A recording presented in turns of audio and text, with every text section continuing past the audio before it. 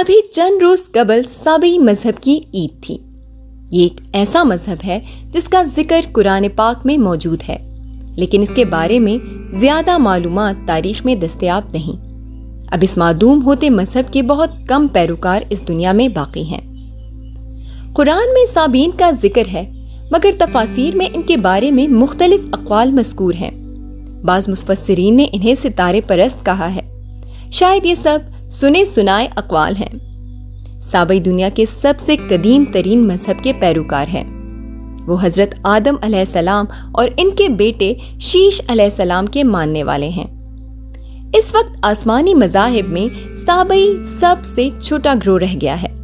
یہودیوں کی طرح ان کے مذہب میں بھی کوئی داخل نہیں ہو سکتا۔ عراق میں دریائے دجلہ کے کنارے آباد ہیں۔ اپنے رسوم و رواج اور عقائد و عبادات میں یہ سب سے الگ تھلگ ہیں، بلکہ کسی حد تک چھپاتے بھی ہیں۔ اس مذہب میں پانی کو بڑی اہمیت حاصل ہے۔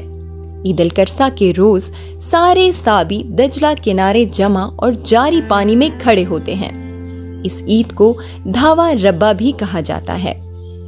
سابیوں کے بقول اس روز خالق نے آدم علیہ السلام کی تخلیق سے قبل زمین کو انسانی آبادی کے قابل بنایا تھا اور خیر شر پر غالب ہو گئی تھی۔ پھر اسی روز آدم علیہ السلام کی تخلیق ہوئی تھی۔ یہ عید 36 گھنٹوں تک جاری رہتی ہے۔ ان کے عقیدے کے مطابق اتنا ہی وقت خلق کی تخلیق میں لگا تھا۔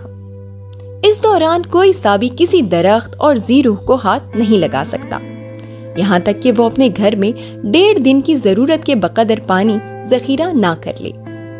یہ پانی بھی دجلہ سے لایا جاتا ہے۔ اس مذہب کا لٹریچر آرامی زبان میں ہے۔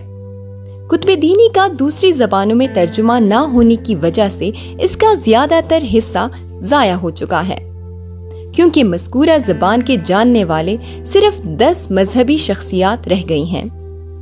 اس عید کے علاوہ سابئی سال میں 3 اور عید بھی مناتے ہیں۔ ان کے مذہبی رہنما شیخ ستار الحلو کا کہنا تھا کہ سابئی دنیا کا سب سے قدیم مذہب ہوتے ہوئے بھی اس کے پیروکار بہت کم رہ گئے ہیں۔ اس کی وجہ وہ بھی کتب کا دوسری زبانوں میں ترجمہ نہ ہونا بتاتے ہیں۔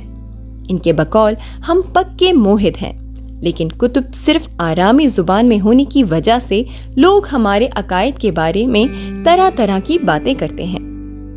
سابئی عراق میں 2000 برس سے موجود ہیں۔ ان کے سربراہ اکرم سلمان کا کہنا تھا کہ ہمارے آباء و اجداد فلسطین سے آئے تھے اور یہاں دجلہ اور فرات کے کنارے آباد ہو گئے تھے۔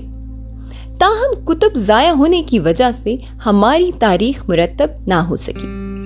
ہم روئی زمین کے اولین موحدین میں سے ہیں۔ جس آخری نبی کو ہم مانتے ہیں وہ یحییٰ بن زکریا علیہ السلام ہیں۔ مکمل سفید لباس سابیوں کی پہچان ہے۔ ان کی مذہبی کتاب کا نام کنزہ ربا یا الکنز الکبیر بڑا خزانہ ہے، جو آرامی زبان میں ہے اور سیدنا آدم علیہ السلام پر نازل شدہ صحائف کا مجموعہ ہے۔ اس کتاب کے پہلے حصہ دینی امور اور دوسرا حصہ اخروی امور سے متعلق ہے۔ سابیوں کے امور کی نگران کمیٹی کی سربراہ نادیہ مغامس کے مطابق ہم لوگ 2000 برس سے آج تک اپنی رسوم اور رواج میں بہت سختی سے عمل کرتے ہیں۔ سابیوں میں مذہبی عہدے پر فائز ہونے والی پہلی خاتون نادیہ کا کہنا تھا کہ ہمارے بارے میں لوگ عجیب و غریب باتیں کرتے ہیں کہ یہ ستاروں کی پرستش کرتے ہیں۔ یہ غلط ہے۔ ہمارا قبلہ چونکہ قطب شمالی میں ہے، اس کی طرف رخ کر کے عبادت کرتے ہیں، اس لیے لوگوں کو غلط فہمی ہوئی ہے کہ ستاروں کی عبادت کرتے ہیں۔ بعض لوگ کہتے ہیں کہ سابی مردار جانور کھاتے ہیں۔ یہ سب باتیں غلط ہیں۔